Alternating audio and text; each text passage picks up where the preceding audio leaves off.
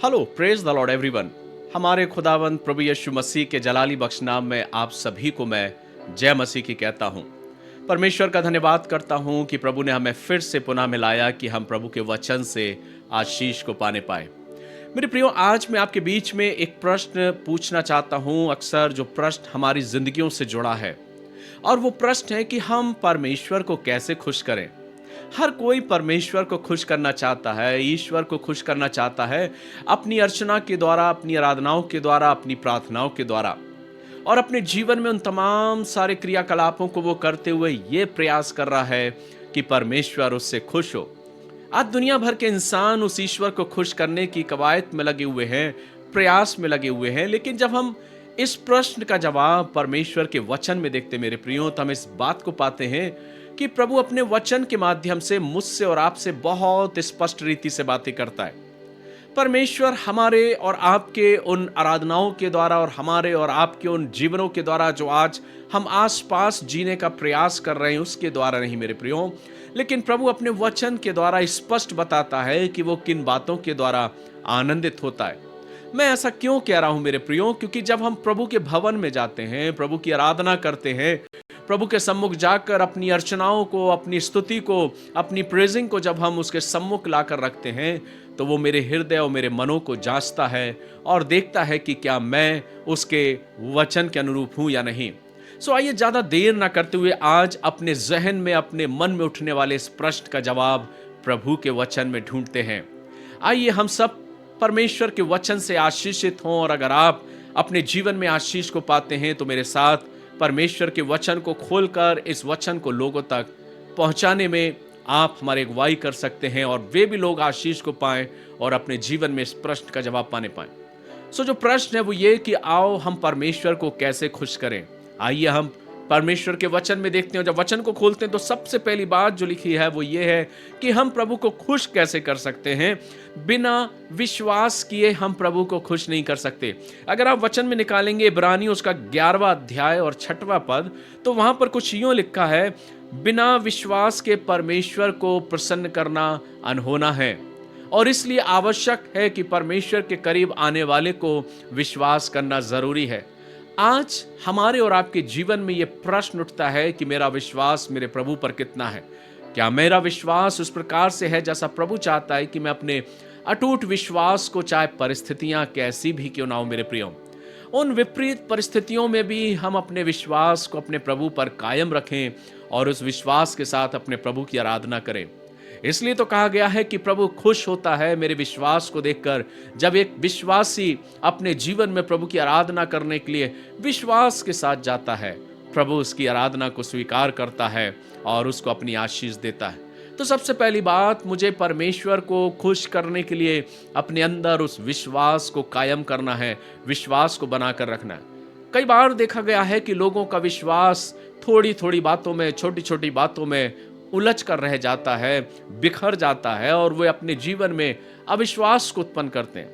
लेकिन प्रभु कहता है, अगर तुम मुझे खुश करना चाहते तो मैं देखना चाहता हूं तुम्हारे अंदर के उस विश्वास को। और वो चाहता है कि जब हमारा विश्वास हमारे प्रभु में संपूर्ण रीति से होते हैं, तो चाहे हालात कैसे भी क्यों ना हो, हम अपने जीवन से प्रभु का धन्यवाद करते हैं और इस जीवन को देख के प्रभु आनंदित होता है। सो इब्रानियों की पत्री 11वां अध्याय 6वें पद में लिखा है कि बिना विश्वास किए उसको प्रसन्न करना अनहोना है। तो अब की जब की बार आप प्रभु के भवन में जाएं तो विश्वास के साथ जाएं।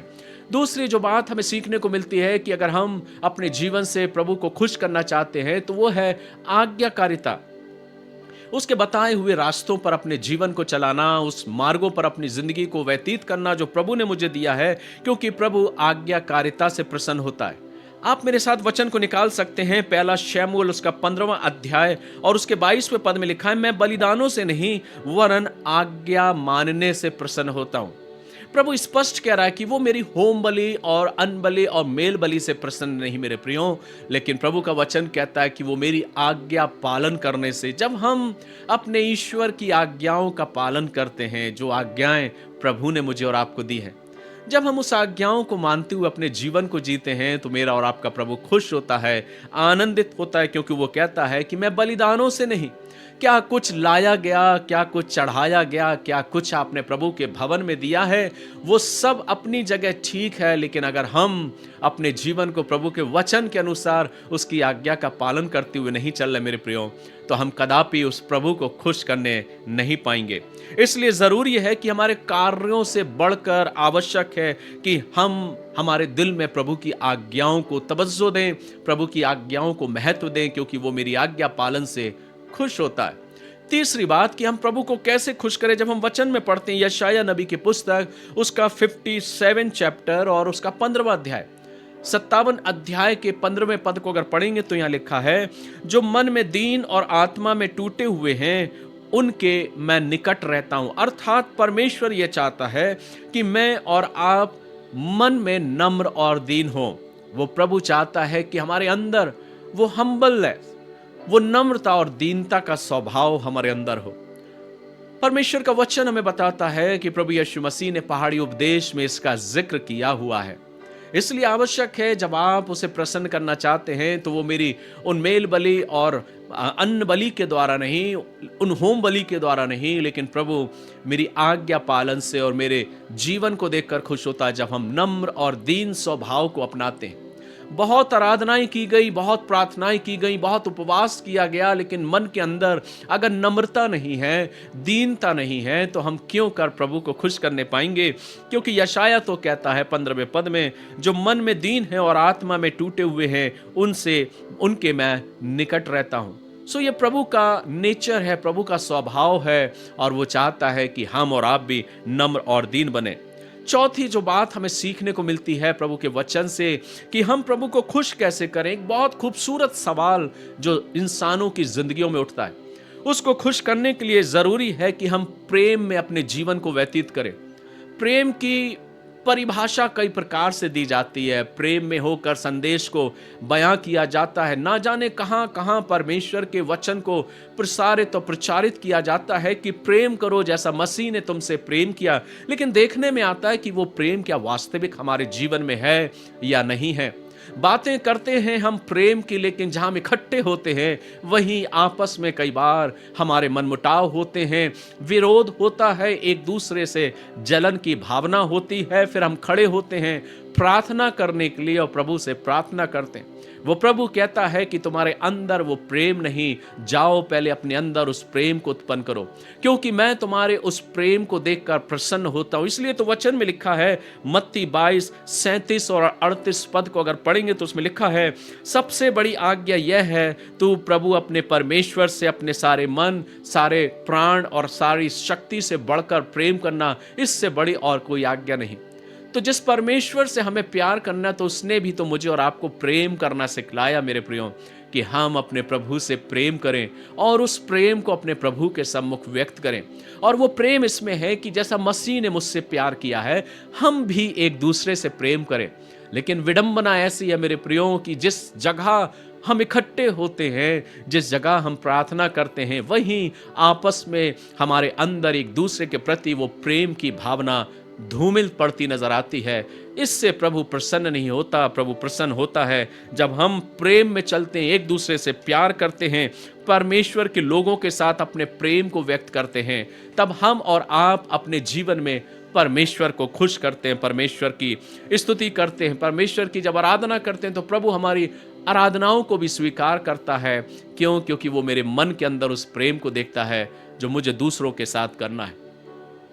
अगली बात जो हमें वचन में सीखने को मिलती है, पांचवी जो बात है वो ये है कि प्रभु प्रसन्न होता उन बातों से जब हम धन्यवाद देने वाले बन जाते हैं, कुड़कुड़ाने वाले नहीं, परमेश्वर से शिकायतों को करने वाले नहीं, परमेश्वर से नाराज रहने वाले नहीं, पर परमेश्वर के प्रति धन्यवादित मन को प्रकट करने वाले। प्रभु हमारे धन्यवादी मन को चाहता है। प्रभु को हमारी भेंटों से और उन चीजों से कोई वास्ता नहीं, पर वो एक धन्यवादी मन देखता है। वो चाहता है कि हम हर बात में उसको धन्यवाद दें। बहुत खूबसूरत आयत लिखी है प्रभु के वचन में, पहला थिस्सलुनीकियों 5वां अध्याय और 18वां पद। यहां पर परमेश्वर का वचन कहता है, हर बात में धन्यवाद दो। हर बात यानी कि हर बात, एवरी सिचुएशन, चाहे कैसी भी परिस्थितियां क्यों ना हो मेरे और आपकी जिंदगी में। वचन कहता है हर बात में धन्यवाद करो क्योंकि मसीह यीशु में तुम्हारे लिए परमेश्वर की यही इच्छा है। जब हम और आप हर परिस्थिति में धन्यवाद देने वाले बन जाते हैं मेरे प्रियो, तो मेरा और आपका प्रभु खुश होता है, आनंदित होता है, क्योंकि इसके द्वारा हम अपने प्रभु का आदर करते हैं, प्रभु का सम्मान करते हैं। इसलिए अब की बार जब आप प्रभु के भवन में जाएं तो शिकायतों का पिटारा लेकर नहीं, नाराजगी का पिटारा लेकर नहीं, नाराजगी का चेहरा लेकर नहीं, लेकिन उस प्रभु के सम्मुख एक धन्यवादी मन लेकर जाएं कि प्रभु मैं तेरा धन्यवाद करता हूं क्योंकि मैं चाहता हूं कि मेरे जीवन के द्वारा तू खुश हो और मेरा जीवन तेरे द्वारा आशीषित हो। तो अब की बार जाएं तो प्रभु को धन्यवाद दें अपने जीवन से और धन्यवाद के साथ प्रभु की समीपता में पहुंचे। छठवीं जो बात हमें सीखने को मिलती है वो ये कि जब हम प्रभु के पास जाएं तो उसको खुश करने के लिए और कोई चीजें मायने नहीं, मायने रखता है तो मेरी और आपकी पवित्रता। हमने कितना प्रभु के सम्मुख अर्पित किया है, हमने प्रभु के लिए कितना काम किया है, हम किस प्रकार से तमाम प्रोग्राम को निपटा देते हैं, बड़े बड़े कार्यक्रमों को हम जो कलीसिया के पूरा कर देते हैं। इस बात में खुशी मनाने की आवश्यकता नहीं मेरे प्रियो। परमेश्वर खुश होता है, प्रभु खुश होता है उस बात से जब हम पवित्रता में चलते हैं। परमेश्वर के भवन में जब हम जाते हैं तो हमें स्मरण रखना है कि वो प्रभु जो स्वयं पवित्र है वो चाहता है कि मैं और आप भी पवित्र बने। जो आयत हमें परमेश्वर के वचन में मिलती है, पहला पतरस 1:15, जहां पर लिखा है जैसे वह जिसने तुम्हें बुलाया है पवित्र है, वैसे ही तुम भी अपने संपूर्ण चाल चलन में पवित्र बनो। एक दो बातों में नहीं मेरे प्रियो, संपूर्ण चाल चलन में। ये संपूर्ण चाल चलन क्या है? जब आप किसी से बातें करें तो आपके मुख से वे अशुद्ध शब्द ना निकले जो अशुद्ध शब्द परमेश्वर को पसंद नहीं। जब आप किसी से बात करें तो आप पवित्रता के साथ, पूर्ण रीति से, निर्मल मन के साथ लोगों से वार्तालाप करें। आपके अंदर वो बैर और भाव, वो ईर्ष्या और जलन ना हो, वो विरोध ना हो, वो कटुता जो हमारी जिंदगी में है वो ना हो, और कटु वाणी हमारे जीवन से ना निकले, कठोर शब्द या कटु शब्द हमारी जिंदगी से ना निकले, लेकिन हम पूर्ण पवित्रता के साथ और पवित्रता से शोभायमान होकर, जैसा वचन कहता है, हम प्रभु की आराधना करें। जब हम भवन में जाएं तो कटु मन को लेकर, कड़वाहट भरे मन को लेकर नहीं कि अमुक शख्स से मेरे अंदर कड़वाहट है और मैं भवन में खड़े होकर उसकी इबादत कर रहा हूं तो मेरी इबादत प्रभु स्वीकार नहीं करेगा, क्योंकि ऐसी इबादत से और ऐसे इबादत गाह में और ऐसे इबादत गारों से प्रभु प्रसन्न नहीं, जिनके मन में कटुता है, जिनके मन में लोगों के प्रति द्वेष, जलन, ईर्ष्या और वैरभाव है और अपने मन में मनमुटाव को लेकर प्रभु की समीपता में आते। वो कहता है जैसा तुम्हारा बुलाने वाला पवित्र है वैसे तुम भी पवित्र बनो। इसलिए जरूरी है कि अब की जब हम जाएं तो जांच लें अपने आप को, क्या मैंने अपने आप को पवित्रता के रूप में ढाला है या नहीं, क्योंकि मेरा प्रभु पवित्र है और वो चाहता है कि मेरी आराधना तब स्वीकार होगी जब मैं और आप पवित्रता के साथ अपने जीवन को जिएंगे।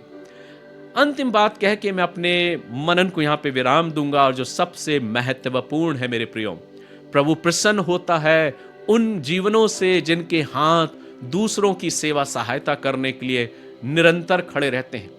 आज दुनिया भर में अगर हम देखें तो चारों तरफ मार और काट और द्वेष की भावना देखने को मिलती है। एक दूसरे को नीचा गिराने की बात चल रही है, एक दूसरे को मार काट देने की बात चल रही है, एक दूसरे को नुकसान पहुंचाने की बात चल रही है।